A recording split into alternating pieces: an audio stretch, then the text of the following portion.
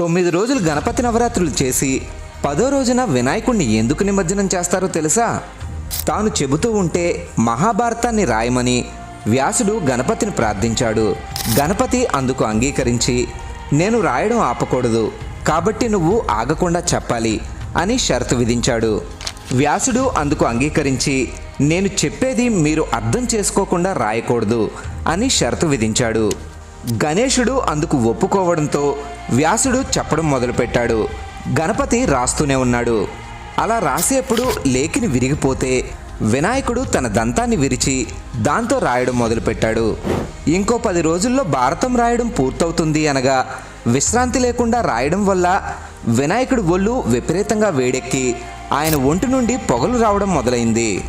అది గమనించిన వ్యాసుడి శిష్యుడు వైశంపాయనుడు బంకమట్టిని ప్రతిరోజు వినాయకుడు ఒళ్ళంతా రాసేవాడు. అలా 9 రోజులు